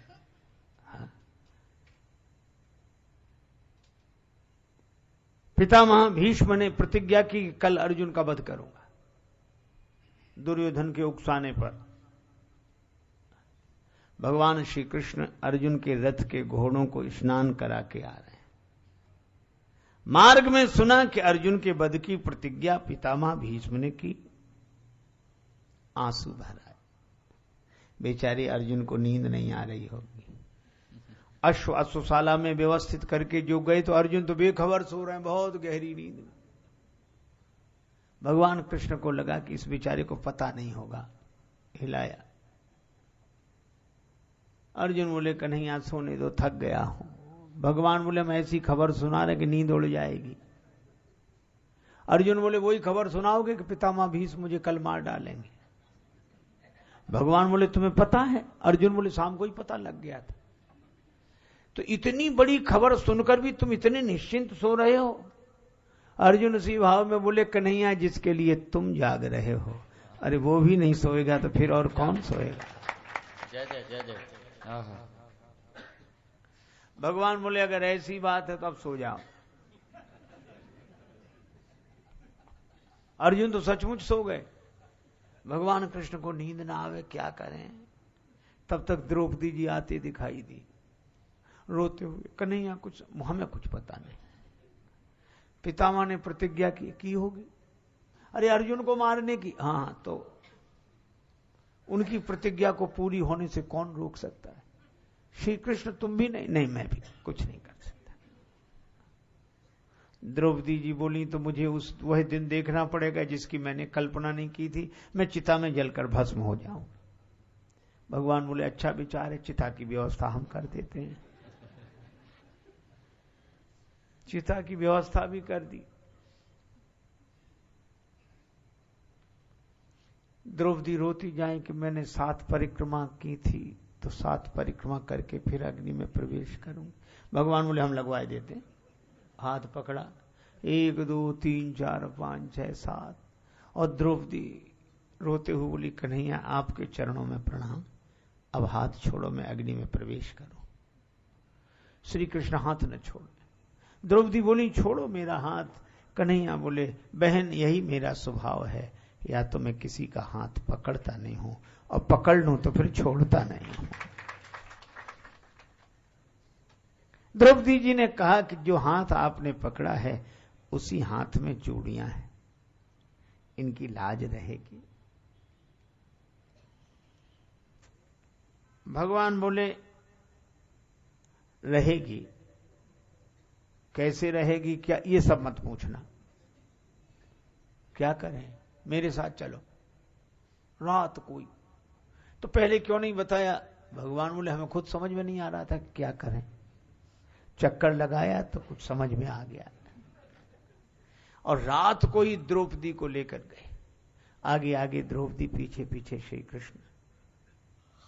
भीष्म पितामह का शिविर आया। द्रौपदी चली जाओ, प्रणाम करना, चूड़ियां बजाना, जब तक आशीर्वाद न मिल जाए सिर मत उठाना। द्रौपदी जी जाने लगी। श्री कृष्ण बोले लेकिन एक बात याद रखना, मेरे बारे में कुछ मत बताना, पितामह पूछें भी तो मत बताना, और अगर उन्होंने पूछा किसी साथ कह देना कुछ भी। ठीक है, द्रौपदी जी गई। उधर पितामह ने दुर्योधन की पत्नी को वचन दिया था कि ब्रह्म बेला में तू आना, मैं आशीर्वाद दूंगा तो तू, दुर्योधन का कुछ नहीं बिगड़ेगा। वो तो पहुंच नहीं पाई, द्रौपदी को पहुंचा दिया भगवान ने पहले। अब पितामह नेत्र बंद किए और द्रौपदी जी ने प्रणाम किया, चूड़ियों की आवाज हुई, और पितामह समझे दुर्योधन की पत्नी आ गई। सो नेत्र बंद किए, बोले अखंड सौभाग्यवती भव, अखंड सौभाग्यवती भव, अखंड सौभाग्यवती। आशीर्वाद दिया तो द्रौपदी जी बोली पितामह में धन्य हो गई आपका आशीर्वाद पाकर। और जो आवाज सुनी, आंख खोली कि द्रौपदी तुम? हाँ मैं, मुझे ही आपने आशीर्वाद दिया। पितामह बोले आशीर्वाद तो पूरा होगा, लेकिन क्या? अच्छा ये बताओ तुम्हें यहां लाया कौन इतनी रात को? द्रौपदी जी ने कहा मुझे कोई नहीं लाया, मेरे मन में आया, मैं आ गई। अच्छा तो तुझे कोई नहीं लाया ना, तो तू किसी साथ में लाई है? द्रौपदी जी के मुंह से निकला कि मैं पितामह अपनी दासी को साथ लेकर आ गई। दासी को साथ लेकर आई? हाँ। पितामह के नेत्र सजल हो गए। उठते हुए बोले द्रौपदी बाहर चल, मैं तेरी दासी का दर्शन करना चाहता हूं। अरे महाराज दासी को क्या दोगे? बोले नहीं चल। पितामह बाहर आए द्रौपदी जी के संग, और जो बाहर का दृश्य देखा, बाहर आए पितामह देखे अद्भुत दृश्य निराला था, और पीतांबर का घूंघट डाले डटा मुरलिया वाला।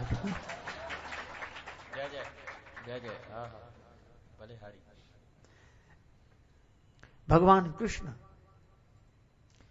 पीतांबर का घूंघट डाले द्रौपदी की दासी बने बैठे। पितामह के नेत्र सजल हो गए। पितामह ने हाथ जोड़े और सिर झुकाते हुए कहा कि मैं द्रौपदी की दासी को प्रणाम करता हूं। और भीष्म पितामह ने कहा कन्हैया, जिस देवी की दासी बनने के लिए तुम तैयार हो, उसका मैं क्या स्वयं काल भी कुछ नहीं बिगाड़ सकता। जय जय। यह तो तुमने मुझे महत्व दिया है, आपने मुझे महत्व दिया है। अर्जुन का तो कुछ नहीं बिगड़ेगा, लेकिन कन्हैया छलिया हो, रात्रि में मेरे साथ छल किया, पर तुमने भी प्रतिज्ञा की है कि शस्त्र नहीं उठाऊंगा, पर कल युद्ध स्थल में शस्त्र न उठवा दिया तो मेरा नाम भी भीष्म पितामह ने। छल से छुड़ायो यदुवीर जो हमारो, प्रण छलिया तुम्हारो, प्रण प्रात में छुड़ाई हो। भगवान मुस्कुराए, पितामह ने प्रणाम किया। भगवान ने कहा कि हम हार भी जाएं तो क्या, अर्जुन का कुछ न बिगड़े। और दूसरे दिन, अब अर्जुन को पता ही नहीं कि रात में क्या हुआ है। पितामह भीष्म का रथ आ रहा है और एक ही आवाज गूंज रही है, आज जो हरिहीन शस्त्र गाहा, आज जो हरि न शस्त्र कहाऊं। आज जो हरि न शस्त्र कहाऊं, आज जो हरि न शस्त्र कहाऊं, आज जो तो लाजो गंगा जननी को, तो राजो गंगा जननी को, तो लाजो गंगा जननी को, शांतनु सुत न कहाऊं। शांतनु सुत न कहाऊं, आज जो हरि न शस्त्र कहाऊं। आज जो हरि न शस्त्र कहाऊं, आज जो हरि न शस्त्र कहाऊं। चंदन खंडी खंडी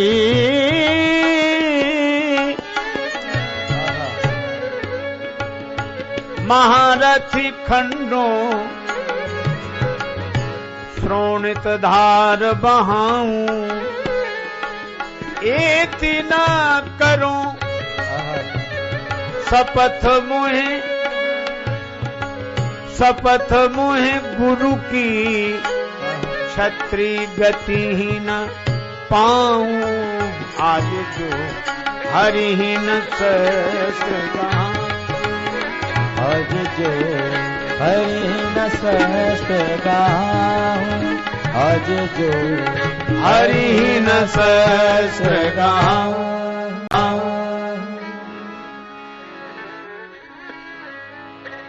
भगवान को आज शस्त्र धारण करा के रहूं। भगवान कृष्ण अर्जुन से बोले कि अर्जुन और ही भांति भई यह आज की आवनी भीषम की। अर्जुन बोले महाराज आप काहे को चिंता करते हो, हमें लड़ना, आप बैठे फिर क्या चिंता। भगवान बोले आज पता लगेगा। भीष्म पितामह ने बाण वर्षा की, ऐसी बाण वर्षा गंग सुत बानन सो व्यथित विहाल है के, पारथ पुकार्यो पाहि पाहि शरणागति। अर्जुन के हाथ से गांडीव धनुष गिर गया, चरणों में गिर गए। पाहि माम पाहि माम पाहि माम। भगवान क्रोध में चक्र लेकर दौड़े और चक्र लेकर भीष्म पितामह के सामने दौड़े। भीष्म पितामह ने धनुष बाण रख दिया, हाथ जोड़ लिए, बोले प्रभु यही देखना था। पर आज आपने अपने पिता को कलंकित कर दिया। कह रहे थे मैं एक बाप का बेटा हूं तो शस्त्र नहीं उठाऊंगा, पिता को कलंकित कर दिया। भगवान हंसकर बोले, बोले घनश्याम सुनो भीषम भगत राज, मोह जन्म दैन वारे जग में अपार हैं। सिंधु खम्ब धरणी पाषाण ते प्रगट हो, तो कहानो बखानो जी अमित अवतार हैं। कोई कहे नंद और यशोदा के लालिए, कोई कहे वसुदेव देवकी के कुमार हैं। और जाको एक बाप बचावे निज लाज सोई, मेरी कौन लाज मेरे बाप तो हजार हैं। भीष्म पितामह भी कहते हैं भक्त वत्सल भगवान आपकी जय हो, जय हो। 6 महीने सरसैया पर रहे पितामह भीष्म और एक ही छवि का ध्यान करते थे। बापट पीत की फहरान, भगवान का पीतांबर फहरा रहा, इस छवि का ध्यान करते थे। बापट पीत की फहरान, कर गए चक्र चरण की धावनी, नहीं बिसरती वह बान। ऐसे भगवान भक्त वत्सल है। गृहस्थ को अगर वो भगवान के भरोसे सोता है तो भगवान उसके सारथी होकर रण प्रांगण में युद्ध कराते हैं। भगवान उसके सारथी हैं और गृहस्थ को यह भरोसा है कि युद्ध में जरूर विजय मिलेगी। भगवान जहां हैं, यत्र योगेश्वरो कृष्ण। और देखो भगवान भी कैसी लीला करते। एक और तो श्री कृष्ण अर्जुन का पक्ष लिए, गृहस्थ, और दूसरी ओर भरत जी गृहस्थ, और तीसरी ओर हनुमान जी विरक्त। अच्छा, विरक्त को क्या? हनुमान जी तो एकांत कदली वन में जय सिया राम, जय जय सिया राम भजन करें।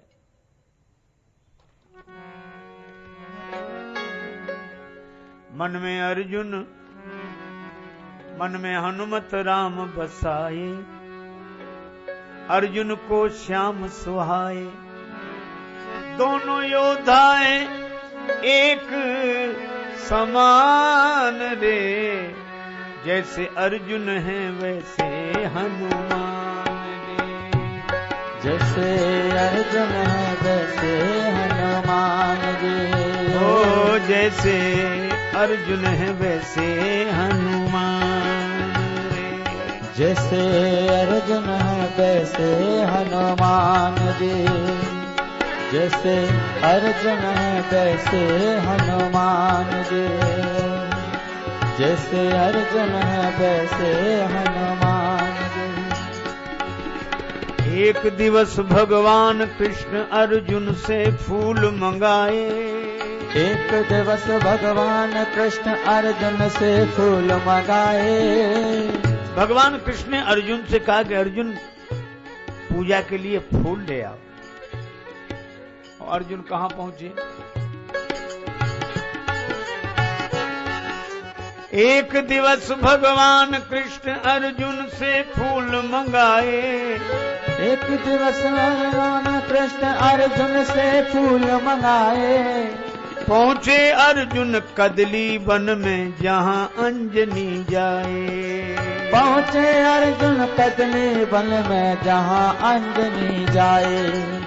अर्जुन वहीं पहुंचे जहां धुन आ रही थी, जय सिया राम जय जय सिया राम, जय सिया राम जय जय सिया राम, जय सिया राम जय जय सिया राम, जय सिया राम जय जय सिया राम, सीताराम जय सीताराम, सीताराम जय सीताराम। हनुमान जी भजन कर रहे हैं। और भजन कहां कर रहे थे? पवन पुत्र थे जहां पेड़ केलों के लंबे चौड़े, बड़े बड़े लंबे चौड़े केलों के वृक्षों के बीच में बैठे जय सिया राम जय जय सिया राम हनुमान जी करें। और फूल धनंजय ने जब तोड़ा तो हनुमान जी दौड़े। जैसे फूल तोड़ा हनुमान जी दौड़ कर आए। जय सिया राम जय सिया राम, ये फूल क्यों तोड़े? अर्जुन ने देखा,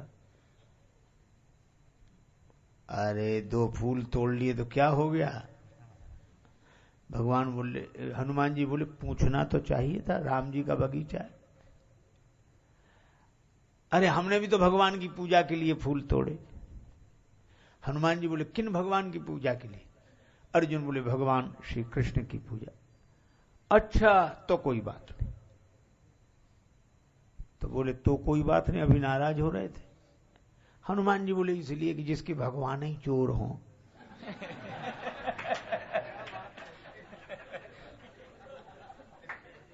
वो पूजा के लिए फूल चुरा भी ले तो क्या, जाओ जाओ कोई बात नहीं। अर्जुन को बड़ा बुरा लगा। हनुमान जी तो कर रहे थे विनोद। जो विनोद को विनोद नहीं समझते उन्हें बड़ा बुरा लगता है। मजाक को मजाक ही ना समझे। अर्जुन को हमारे भगवान को हम, और हनुमान जी मुस्कुरा रहे। अर्जुन बोले, राम जी को मैं जानता हूं, धनुष बाण धारण किए रहे, कितना पुरुषार्थ था। समुद्र पर पुल नहीं बना सके, पत्थर पहाड़ ढुलवाए। क्या धनुष पर बाण चढ़ा के पुल नहीं बना सकते थे? हनुमान जी बोले, उस पुल पर से राम जी के कई बंदर निकले थे। आप? अर्जुन बोले, मेरे पास धनुष बाण, अभी पुल बना बांध के दिखा दूं। हनुमान जी बोले, तुम्हारे बनाए पुल पर से राम जी का एक बंदर निकल जाए और पुल बचा रहे तो हम हार गए। और पुल टूट जाए तो तुम हार गए। अर्जुन बोला बिल्कुल ठीक। हनुमान जी बोले करोगे क्या, सो बताओ। अर्जुन ने कहा अगर मैं हार गया तो चिता जलाकर भस्म हो जाऊंगा। हनुमान जी बोले अगर हम हार गए तो तुम जो कहोगे सो करूंगा।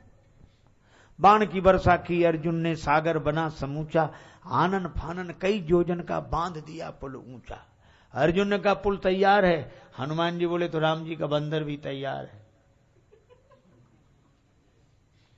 अब अभी छोटे से हनुमान जी अब विशाल रूप बनाया। अब अर्जुन देखे 1000 योजन बदन बढ़ाया, गदा धर लियो कांधे, और एक एक योजन के पत्थर रोम रोम में बांधे।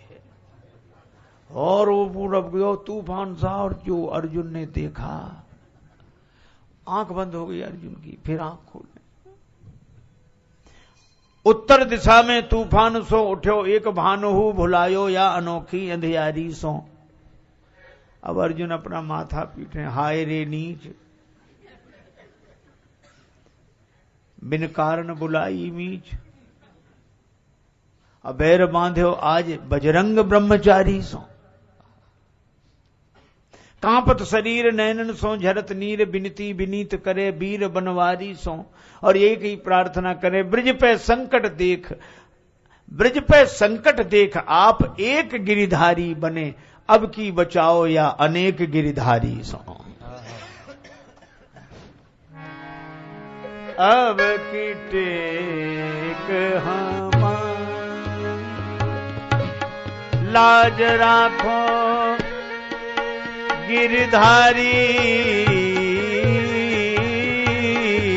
जी, अब के टेक हमारी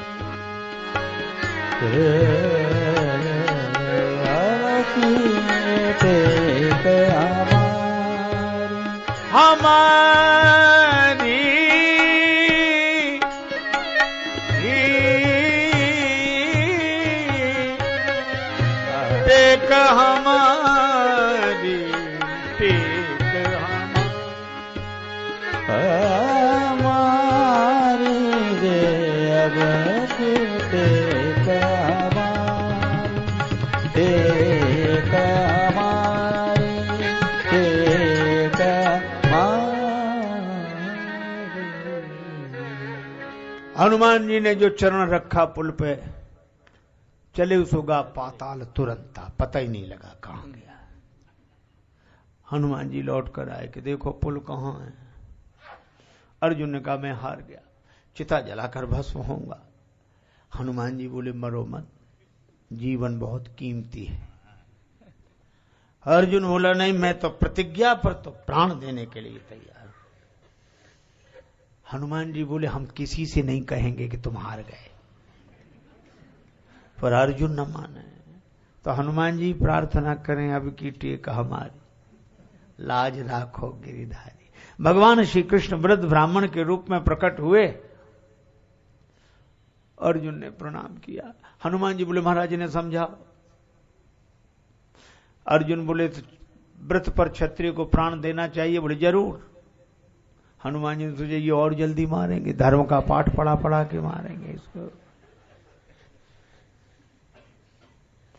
पर उन वृद्ध ब्राह्मण देवता ने कहा कि तुमने प्रतिज्ञा की, पुल बनाया, हनुमान जी ने तोड़ दिया, ये देखा किसने?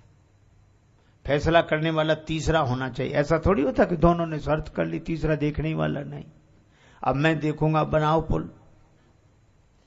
फिर अर्जुन ने पुल बनाया। हनुमान जी फिर निकले। भगवान कृष्ण देख रहे थे ब्राह्मण के रूप में। पुल नहीं टूटा क्योंकि भगवान कृष्ण कच्छप बनकर पुल के नीचे बैठ गए कि सही में न टूट जाए कहीं। पार गए हनुमत लौटे पुल ज्यों का त्यों निहारा, फटा बोझ से बदन कमट का बही रक्त की धारा। तब जाके देखा भगवान कृष्ण खड़े, प्रणाम किया। अर्जुन बोले अब हम जीत गए, अब हम मांगे इनसे। भगवान बोले अभी नहीं, इनको मौके के लिए रखो। ठीक है प्रभु। भगवान कृष्ण अर्जुन लौट आए। लेकिन जब महाभारत का युद्ध अवश्यम भावी हो गया, टल नहीं सकता। तब भगवान कृष्ण ने कहा कि अर्जुन, अब हनुमान जी को बुलाओ। और कितनी बढ़िया बात, ये गृहस्थ का जीवन संघर्षमय जो युद्ध है, ये बिना संत, विरक्त संत की कृपा के सफल नहीं होगा। हनुमान जी को लेने गए, आप भी चलो। भगवान कृष्ण गए, हनुमान जी ने प्रणाम किया। भगवान बोले चलो। हनुमान जी बोले जरूर चलेंगे, लेकिन ये बताओ वहां कथा कब होगी, सत्संग कब होता। अर्जुन ने माथा पीटा कि और सुनो, अगर वो सत्संग ही सुनते तो ये महाभारत ही काहे को होता। कथा हनुमान जी बोले तो हमारे तो राम जी युद्ध में भी कथा कर लेते थे, सत्संग धर्मरथ का वर्णन कर दिया। भगवान कृष्ण बोले ठीक है, उनके चरणों में बैठते हम तो राम जी के। भगवान बोले हमारे सिर पे ही बैठ जाना, चलो तो बोले वो कथा, बोले अच्छा चलो। और भगवान कृष्ण ले आए। और मुझे लगता है कि अर्जुन के मोह का बहाना था, गीता तो भगवान कृष्ण को हनुमान जी को सुनाना था। और हनुमान जी अर्जुन के रथ पे बैठे और वहां उन्होंने गीता सुनी। और जिसने भगवान श्री कृष्ण के मुख से गीता सुनी हो वो ज्ञानी नाम अग्रगण्यम न होगा तो फिर और कौन होगा। और हनुमान जी ऊपर विराजमान, पितामह बाण वर्षा करें तो अर्जुन का रथ थोड़ा ही खिसके, अर्जुन बाण मारे पितामह का रथ पीछे। तो भगवान कृष्ण से अर्जुन कहेंगे देखो महाराज अपना इधर, उनका उधर। भगवान बोले इधर नहीं उधर देखो ऊपर। ये उन संतों की कृपा है, अपना कुछ नहीं है। कर्ण के पास एक ऐसा बाण के मार ही दे अमोघ। कर्ण ने जब उस बाण का प्रहार किया, चारों तरफ आवाज उठी भगवान बचा लो अर्जुन को। देवता तक कहने लगे कि भगवान कृष्ण अर्जुन को बचाओ। चारों तरफ आवाज उठी भगवान बचा लो अर्जुन को। भगवान कृष्ण भी बोल उठे हनुमान बचा लो अर्जुन को। और हनुमान जी को देर नहीं लगी। कर्ण का जैसे ही बाण चला, हनुमान जी ने शक्ति लगाई, रथ समेत पाताल में। अब बाण को कोई लक्ष्य मिले तब तो वो चलकर व्यर्थ हो गया, रथ फिर ऊपर आ गया। भगवान कृष्ण ने कहा कि श्री राम अवतार में हमें और लक्ष्मण को बचाने के लिए पाताल गए थे, और इस अवतार में हमें और अर्जुन को बचाने के लिए पाताल गए। ऐसे श्री हनुमान जी। तो मुझे लगता है कि गृहस्थ को अपने जीवन के सभी पक्षों को साथ लेकर चलना होता है। समर्पण का मार्ग है, पर विरक्त का सावधानी का मार्ग है। इसीलिए हनुमान जी सतत सावधान है। एक बार उनके मन में विकार आया, सुन कपि जिय उपजा अभिमाना, मोरे भार चलई किमि बाना। भरत जी ने कहा मेरे बाण पर बैठ जाओ, मैं पहाड़ समेत तुम्हें राम जी तक पहुंचा दूंगा। तो हनुमान जी के मन में अभिमान उत्पन्न हुआ कि मेरे भार से बाण चलेगा। लेकिन हनुमान जी तुरंत सावधान, जैसे ही अभिमान उदित हुआ तब तक भगवान के प्रताप का विचार करके भगवान के भक्ति की महिमा समझ ली और अभिमान को निकाल दिया। इसका अर्थ है विरक्त को इतना सावधान होना चाहिए कि थोड़ी भी कोई खोट मन में दिखाई दे तो उस खोट को तुरंत निकाल देना चाहिए। भगवान का नाम लेकर, भगवान के भरोसे, तर्क देकर उसका समर्थन न करे। देखो दो तरह की स्थितियां होती हैं, दोष सब में होते हैं, पर कुछ लोग दोष भगवान को सुना देते हैं तो विनय पत्रिका बन जाती है, और कुछ लोग उस दोष की वकालत करते हैं। जैसे किसी को जुआ खेल, अरे जुआ धर्मराज युधिष्ठिर ने खेला, अरे तो उनकी बात नहीं, हम तो जब धर्मराज ये भैया गांजा शंकर जी की बूटी है। एक सज्जन हमसे बोले चलेगी महाराज? हम भाई हमें तो नहीं चलती।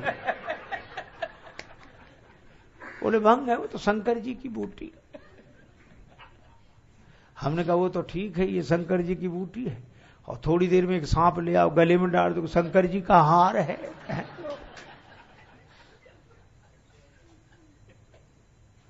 अरे भाई समर्थ कहूं नहीं, और भगवान शंकर समर्थ है, उनकी बात जाने दो, वे तो रहते ही मरघट में, सर्व समर्थ है भगवान शंकर। तो मैं आपसे चर्चा कर रहा था कि इन बुराइयों की वकालत करने में जितनी बुद्धि हम लगाते हैं, इसमें से आधी से भी कम भगवान से प्रार्थना में लगा दें कि हमें इन बुराइयों से मुक्त कर दो। एक महात्मा गाते थे भजन, यही प्रार्थना है सदगुरु, यही कामना है सदगुरु, यही प्रार्थनाएं कि देह छूटने से पहले दोष छूट जाए, शरीर छूटने के पहले दोषों की निवृत्ति हो जाए। गृहस्थ प्रार्थना करता है और विरक्त मन में आए हुए दुर्विचार को दूर करने के लिए प्रयत्न करता है। तो पुरुषार्थ का पथ विरक्त का है और प्रार्थना का पथ गृहस्थ का है। और ऐसे प्रार्थना से भरे हैं श्री भरत और पुरुषार्थ से भरे हैं श्री हनुमान जी। इसीलिए तुलसीदास जी कहते हैं, प्रणवं प्रथम भरत के चरना, जासु नेम व्रत जाय न मरना। और श्री हनुमान जी के लिए प्रणवं पवन कुमार, खलवन पावक ज्ञान घन, जासु हृदय आगार बसहि राम सर चाप धर। बाकी पुष्पांजलि भगवान सीताराम जी के चरणों में अर्पित। आप सबको प्रणाम। जय जय श्री सीताराम, जय जय श्री राधे श्याम। सिर पर सीताराम फिकर फिर क्या कर, सिर पर सीताराम फिकर फिर क्या करना, क्या करना क्या करना, फिकर फिर क्या करना, क्या करना क्या करना, फिकर फिर क्या करना। जय सिया राम, जय जय सिया राम, जय सिया राम, जय जय सिया राम। राधे श्याम, जय राधे श्याम, राधे श्याम, जय राधे श्याम। जय जय श्यामा, जय जय श्याम, जय जय श्याम, जय जय जय श्याम। जय जय श्यामा, जय जय श्याम, जय जय श्यामा, जय जय श्याम। जय जय श्री वृंदावन धाम, जय जय श्री वृंदावन धाम। नमः शिवाय, ओम नमः शिवाय, नमः शिवाय, ओम नमः शिवाय। ओम नमः शिवाय, ओम नमः शिवाय, नमः शिवाय, ओम नमः शिवाय। ओम नमः शिवाय, ओम नमः शिवाय, ओम नमः शिवाय, ओम नमः शिवाय। सिर पर सीताराम फिकर फिर क्या करना, सिर पर सीताराम फिकर फिर क्या करना, सिर पर सीताराम फिकर फिर क्या करना, सिर पर सीताराम फिकर फिर क्या करना, फिकर फिर क्या करना, फिकर फिर क्या करना। सिय सिय सुमिरत राम जू, सिय सुमिरत श्री राम, जुगल नाम राजेश जपी, भगत लहे विश्राम।